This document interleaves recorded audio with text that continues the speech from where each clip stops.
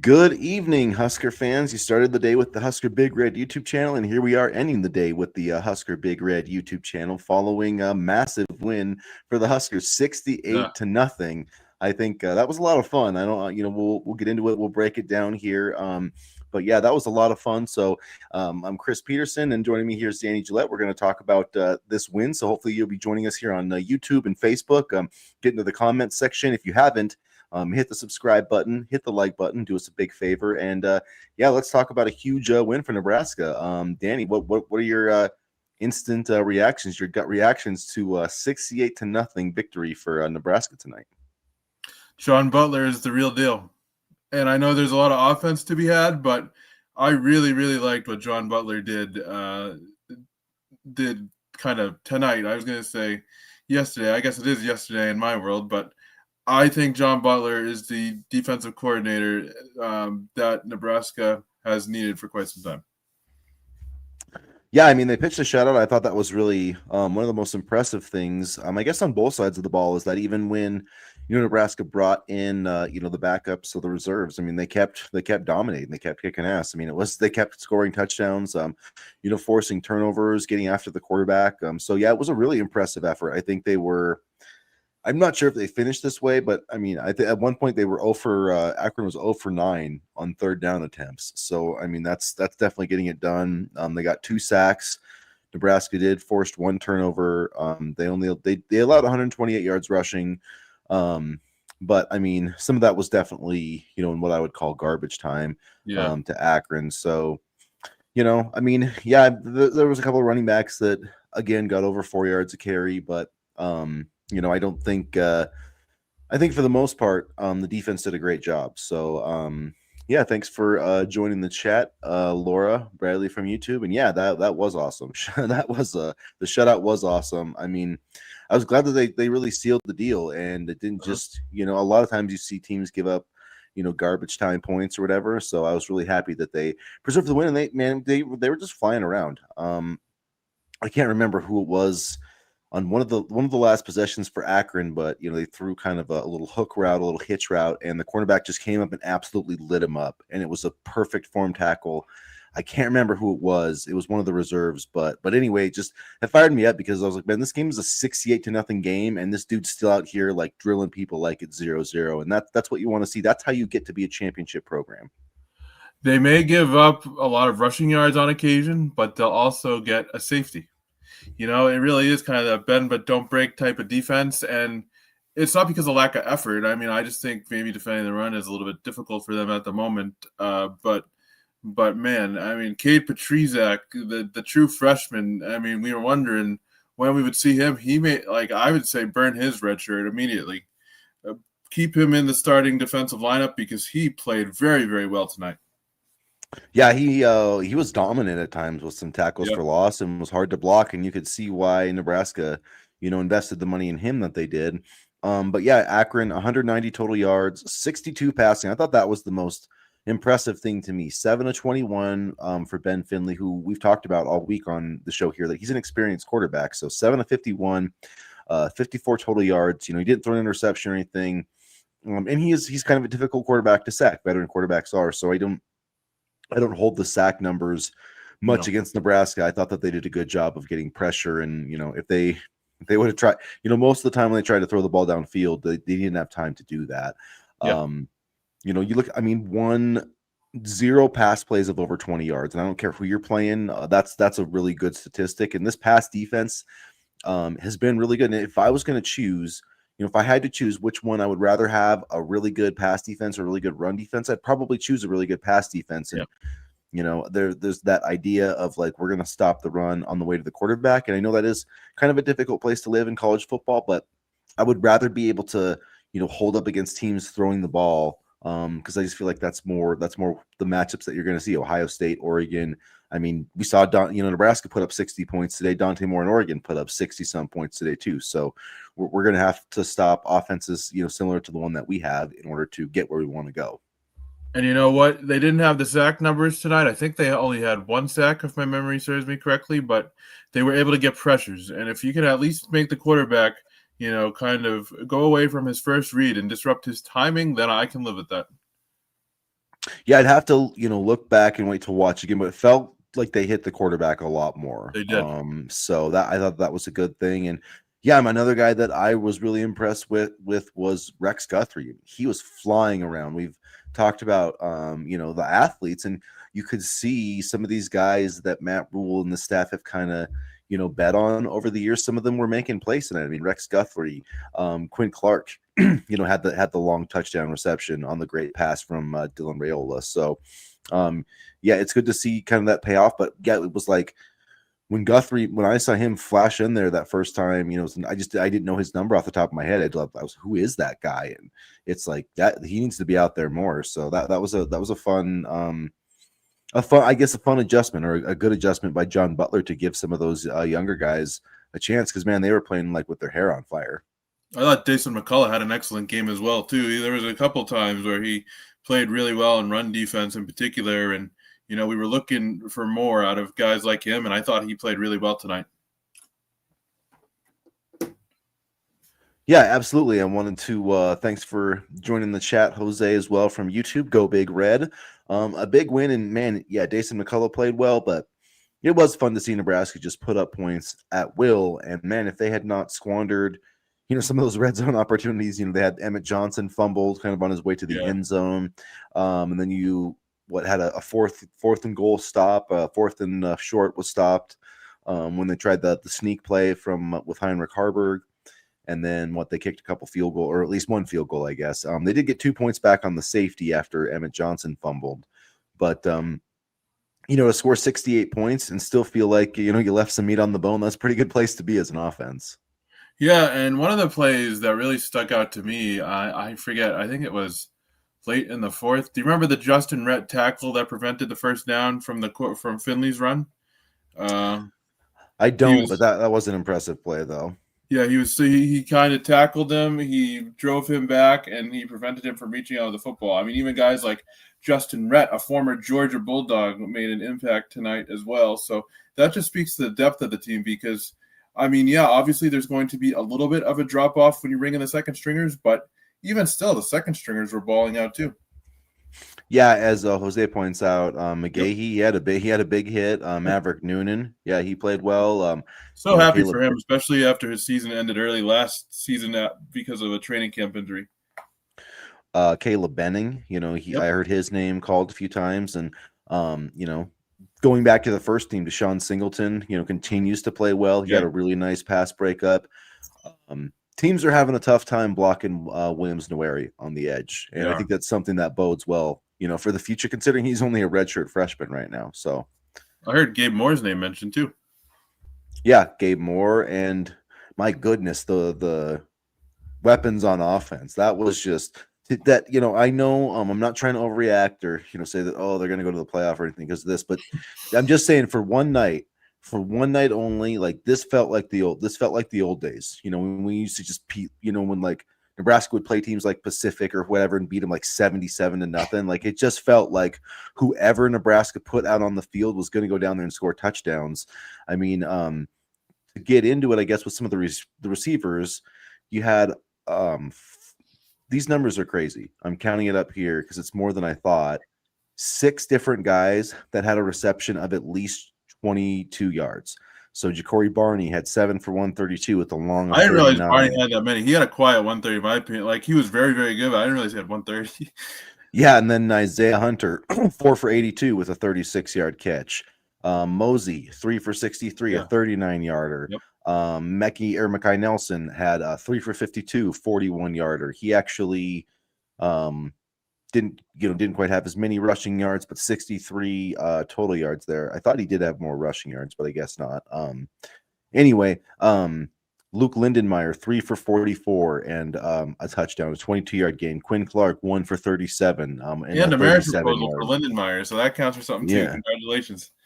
And even even Dane Key, an 18-yard catch, the touchdown that he had there with Raiola. And Keelan Smith. That was a hell of a catch. So even beyond that, you had 8 guys that had a catch of at least 15 yards. So really impressive. Quentin Ives, a 28-yard touchdown run. That was good to see. just a lot of guys really were dynamic. Nelson, 5 carries for 11 yards. I guess I thought he had a long run, but I must have confused that for like one of those little screen plays that he kind of took off there. So On the subject of the screenplays, TJ Latif, I was very, very impressed with him. He was very calm. He looked like he conducted the offense well. His his body language was very solid for a guy making his first action.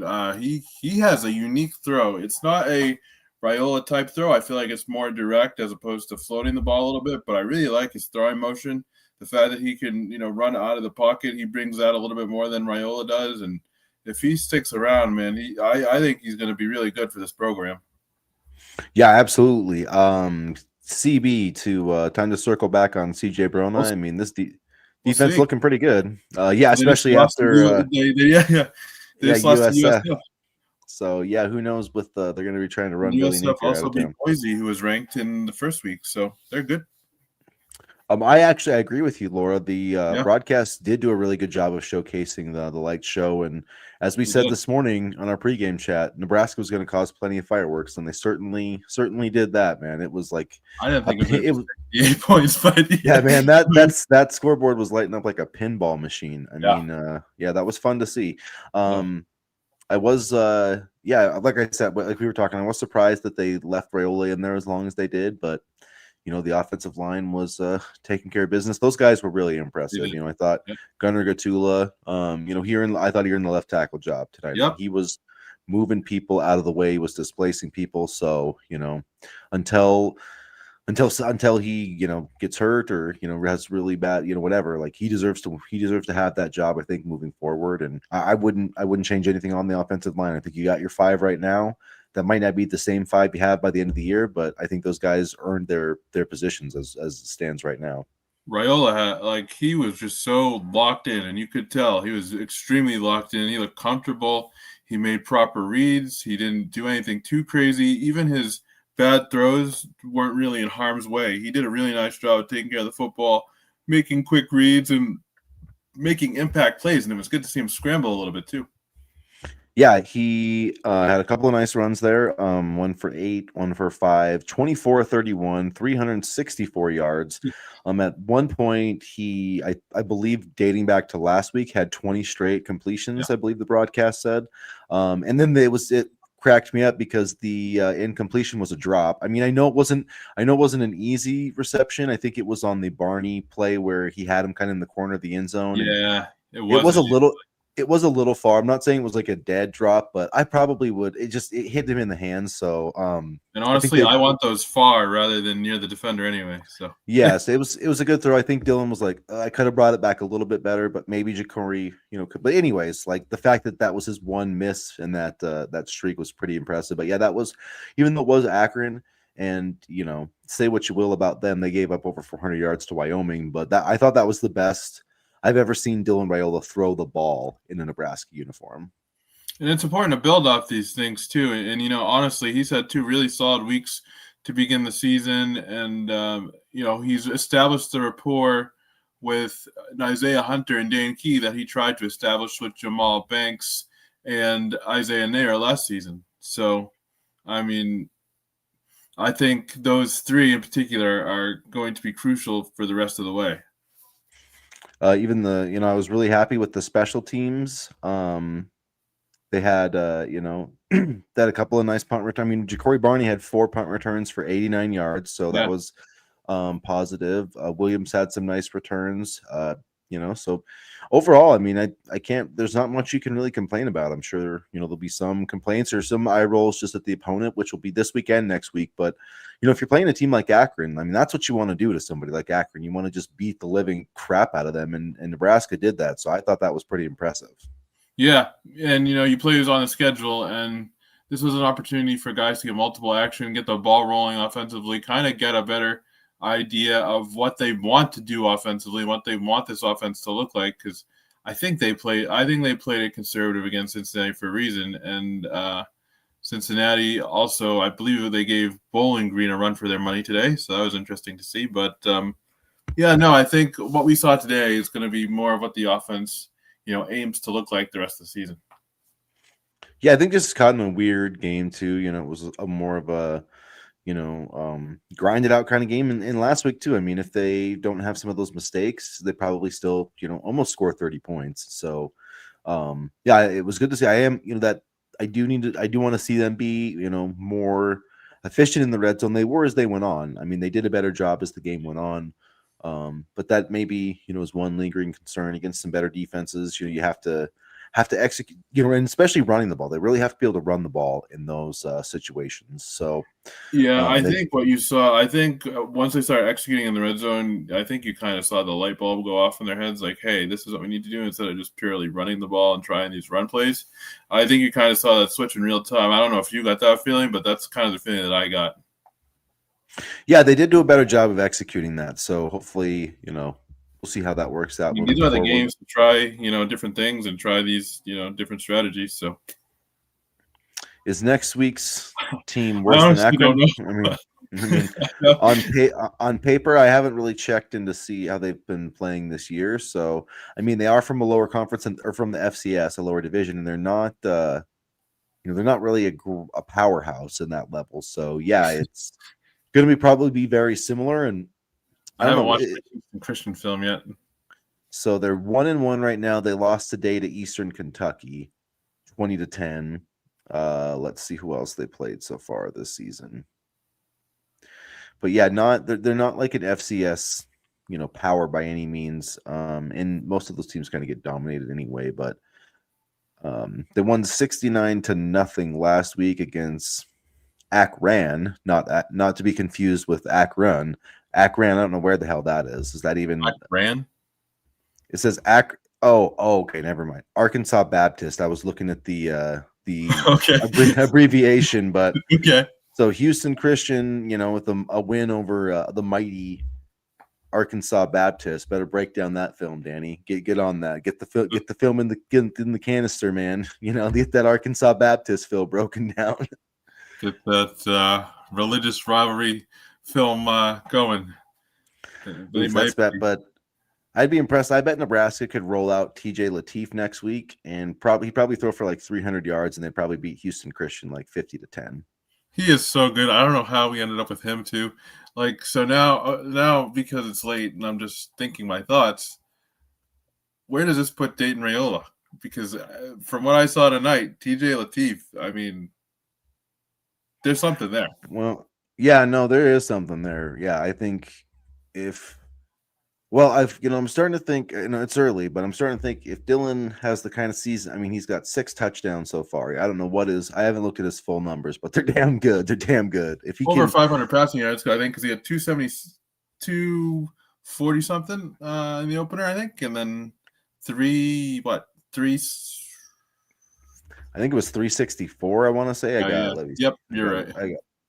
So yeah, I mean, because that's the thing, just the base on the timeline. If he ends up being really good these next 2 years, it'd be nice if he stayed for 3, because that'd be like a dream scenario for Nebraska. But if he leaves after, it's going to be hard to keep TJ Lateef here for that long.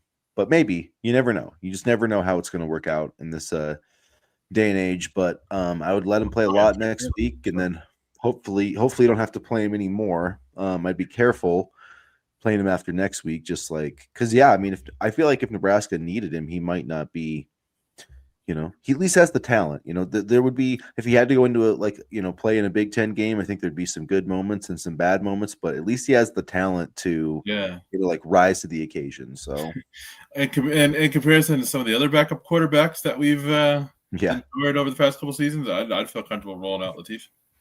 Winners. It should also be pointed out. Thanks for the comment, Cornborn Mike from YouTube. It should also be pointed out that TJ Lateef in basically a quarter and a half of football has 126 passing yards in 2 full games.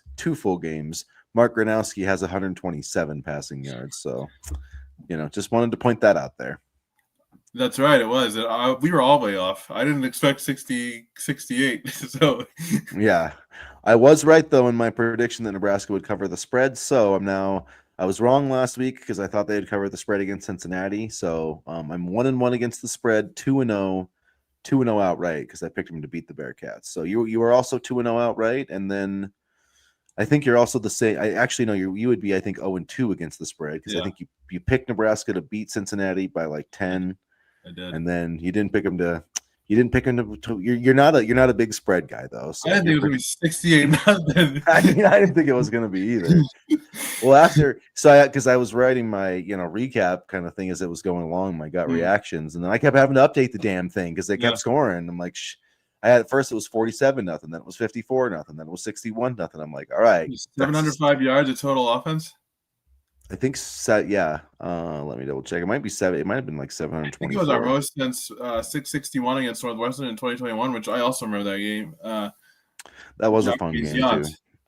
Yeah.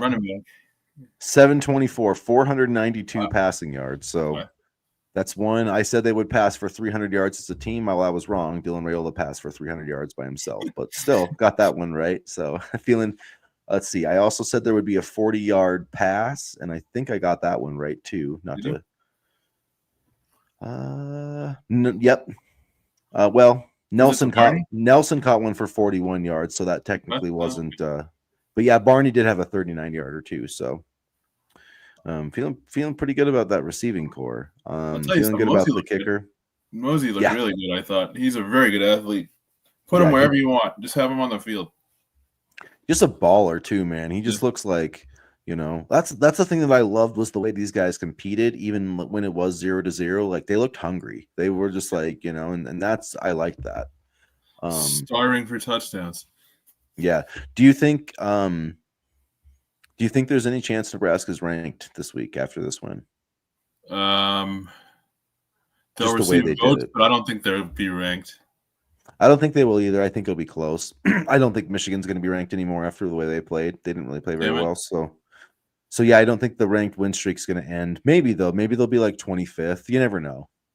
But how bad did they look tonight? Like, was it a close? Like, because I was following the box score. I was just watching this game, but how poor did they play, or was it a close one that just kind of got away? I mean, it was sort of close. It was a weird game on both sides. Like Michigan missed some opportunities. They missed their kicker missed a 32-yard field goal, and then he could make like 60-yarders, and they passed up a chance from 55 yards, which I thought was weird. Oklahoma also, like John Mateer had a guy looked like he was about for like a big play, and he just completely overthrew him by like 10 yards for an interception. And it was kind of a weird game. The Michigan's stats, they're not like 9 of 24 is bad, but 142 and no interceptions, I'll take. Yeah, it was. The numbers weren't great, but the offensive line was terrible. So I would say the play calling also was not good. I don't know what but it was just a lot of weird. It was a lot of Marcus Satterfield stuff. I'll say that it was just strange. Oh, not that. Yeah, like it was. Like one time it was 3rd and 6, and they basically ran like, kind of like a side draw play, like outside zone, mm-hmm. and it was like they thought, like they called the game like they had the quarterback from last year still, which I thought was weird. Alex Orji. Yeah, or Davis Warren, whoever. None of them can throw. No orgies today. Just a lot of wood. Yeah, so it was, but I think that Bryce probably will be better for this experience. I mean, coming into Nebraska, but I don't know. So. Yeah, I mean, I always thought Nebraska was going to win that game. That's been my prediction all along, and so that only reinforced that. I think they're going to be the favorite. Michigan has had like the spread advantage, but I think Nebraska is going to be a favorite going into that one. So that's going to be an important game for them to like. It would be nice to see Nebraska go out and just like against a team like Michigan, just win like 27 to 31-10 or something. Just like kick someone's ass. To start the season, I'll take that. Yeah, and I feel like if they do that, and I kind of feel like that's why Matt Rule like just wanted to keep the foot on the gas tonight. Like just get used to kicking people's asses. Yep. You know what I mean? And I also think he did make a comment last year about how like the playoff committee really likes high scoring teams. So I think that maybe was there too. But it's also just like, I mean, I don't think that they did anything crazy. It's not like they were trying to do trick plays or anything. It's just like, our guys practiced all week. They deserve the chance to play. So I didn't mind his mindset. No, I didn't either at all. I mean, keep Dylan Raiola in to throw for 370 yards. Keep, Ja'Cory Barney in to get his 135. And I think he was supposed to be on a pitch count this week, wasn't he? I didn't really see too much of a pitch count on anything. No, I didn't either. Laura, again, Yeah, thanks for the comment. The opponent doesn't matter. We need to just play hard and win like this. I We have agree. been bad for so long. I started watching during Sue's last year. That was a great season. That was a fun season, Laura. So yeah, we have been bad. Yeah, it felt really good to win, and it was just a fun game. It was just a really fun game. Sometimes these games are a little bit boring, but that's the thing is you kind of go into a game with expectation. You have a certain expectation, and you're like, okay, well, this team isn't very good, so I want to see him kind of win with ease, and they far exceeded my expectations. Yes. So I don't Yes. know exactly, what that means going forward. I mean, does that mean that this team's gonna, make the playoff or contend for the Big Ten title? I don't think so, but I think they do have that potential. But It, we still have to see it against Michigan, USC, some of those teams. 35 second half points. And again, yes, it's Akron, but they've had trouble scoring in the second half in the past. And to see them, continue to put their foot on the gas and score and execute their offensive game plan after halftime was refreshing. Yeah, I mean, who could watch that game and say, that this team can't beat USC or this team can't beat Michigan? I mean, I don't think there's a team on the schedule they can't beat. I'm not saying that they're going USC to just beat dropped them. 73 points today. So Yeah, I know that game's going to be fun. No, it That's is going to going to be be fun. Yeah. yeah, that's going to be, especially if they beat Michigan, man. If With they the can beat, blackout jerseys. yeah, if they beat Michigan, I'm getting ahead of myself, I know, but if they beat Michigan and they can survive those road games, that USC game could be so like such a big game. And yeah, there's gonna be some fun moments, I think, this year at Lincoln Memorial Stadium. So yeah, should be everything's kind of lining up so far. I know the first win was a little shaky at times, but that's like, any win that you get the first one of the first week of the season, you got to feel good about. And, a good showing for the recruits tonight as well. There was some Albert Simeon, I think, was there today. KJ Green was there today. Matt Erickson was there today. There was one more guy who was there today. I can't remember. One more of like one of the high rated visitors, but Yeah, I can't think of it. But yeah, there was a few guys, some other receivers that were visiting. There was a really highly touted receiver visiting. I can't remember Matthews something. Anyway, good but yeah, showing for them. yeah, definitely good to come out and put 68 points on Yeah, the like, board. hey, if you're a receiver, we'll get you the ball in this offensive scheme. So yeah, hopefully move the momentum forward to next week, and then try to get a win against Michigan. Then you'd be sitting at 4-0, and that would be a really good place for this program to be. So it's been a long time. So anyway, this is what three straight wins now, go dating back to the bowl game. So I think they still used Emmett a little bit more than I would have liked, but I mean, again, he was hot. So, I mean, we did see more, obviously, from Nelson and Mosey in the second half, but Emmett, I mean, he's on a tear this year so far. yeah, and he finished with 14 carries, 2 catches, so 16 total touches. I mean, I think that's not too bad. That's fine. And 47-yard run to pop it off. Man, he's so explosive. He might honestly. I know this is bold, but he could lead the Big Ten in rushing this year. Like honestly, I just I don't. don't think that's too bold. I mean, he's getting the carries. Like they're feeding him the ball, and when's the last time we had a guy go back to back 100 yards? I don't know when it I'm going to look was. it up.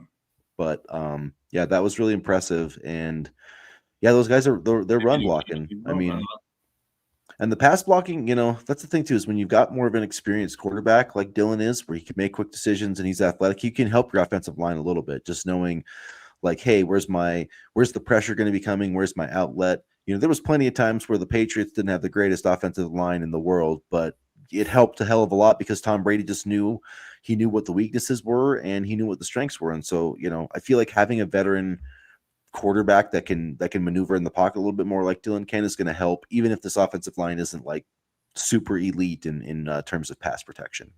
Yeah, I thought they did a good job run blocking, though. I thought Katula, early in the game they struggled to create a lot of space, but as the game wore on, you saw them start to win their matchups a little bit more, so that was encouraging. And then Laura, the fan base is going to want the Michigan win. The game will show us a lot about who we really are.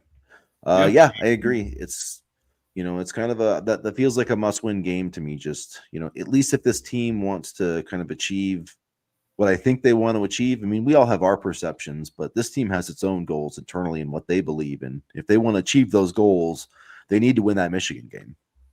Yeah, and I think honestly, this is the year to do it. Because Michigan's only going to get better. I think. Yeah, especially if you got to get to signing day, but that Savion Hyder, man, he's the real deal as far as running. He had 328 rushing yards the other day, so he potentially, if you talk about he is maybe the best offensive player in this class. He's not rated that high because he's a running back, but they could in a couple of years potentially have the best quarterback and running back in college football, which is kind of scary. The running back that we offered, Xavier Balla. Yep. I'm watching him too because I think he's he's a sneaky good prospect. I do like him.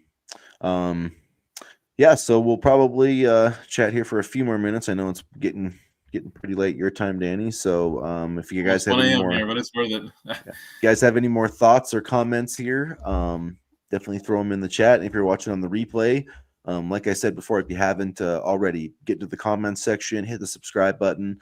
Yeah, and it's fun to have these chats after a 68-0 victory as opposed to some of the other results we've had over the years. So.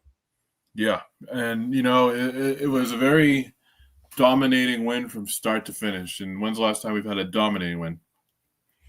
Yeah, and not many mistakes. I mean, yeah, you had the Emmett Johnson fumble, but that was just, I think, a good hit. And you're gonna have some of those things happen, but I don't remember many like pre-snap penalties, stuff like that. And I thought that the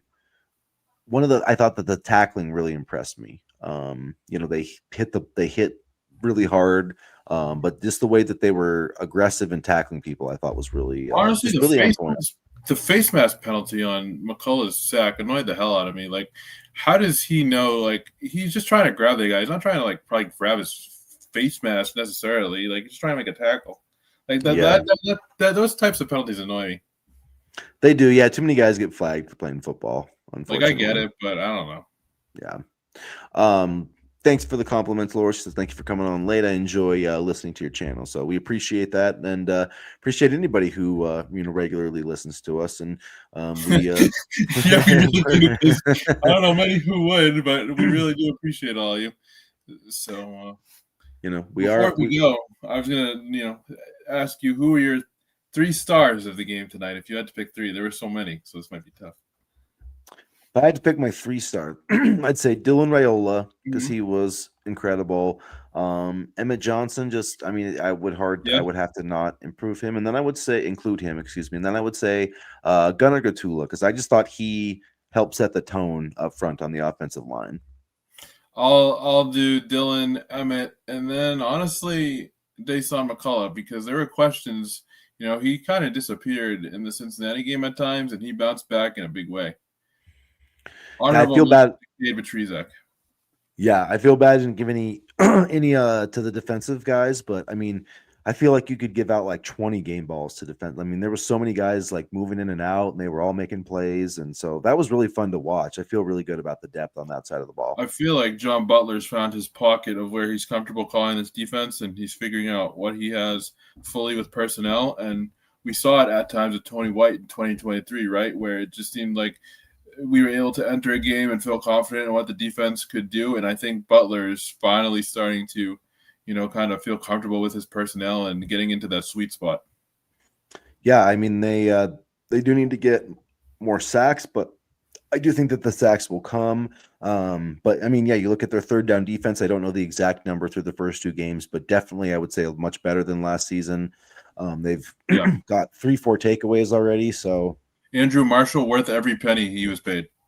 Yeah, Andrew Marshall, Donovan Jones, what an impact he's going to make. And just, I mean, you look at 2 games, I don't think they've given up a pass over 20 yards. No. So, I mean, to me, that's like that's the John Butler impact right there. Is they've basically taken, because I mean, man, remember when Scott Frost was the head coach and I'm not trying to bring this stuff up, but it was like Tommy Hill was out there 15 yards off in it. They're like, well, we'll give you a 15-yard completion. A 45-yard cushion for that deep pass. Oh. It would I be do. like if the other team had to cover like 50 yards, you're like, well, how long is that going to take them? Two plays, 3 plays, like, and now Oh, it's just like there's this physicality in that our guys can actually match up on the perimeter, and that's going to be different. But yeah, this team reminds me of I'm not obviously not like one of the Osborne teams, but I mhm. do think this reminds me of like maybe one of the Pelini teams, but like with a better quarterback. So who knows what that can get you? I don't know. I mean, because those teams were right on the cusp of winning some championships. If the damn clock had just moved a little bit faster, that one game against Texas. Yep. And you look at what's coming for the future. You posted Trey Taylor stats the other day. I forget what they are exactly, but I was blown away by them. What is it like? I think he's like 4 or 5 incompletions all year. He has more. Gotta He look, has he has more touchdown passes than incompletions. which is So insane. And I understand he's playing a lower level of football, especially for the out of conference games, but that's still pretty impressive. yeah. So what do you think your play of the game was?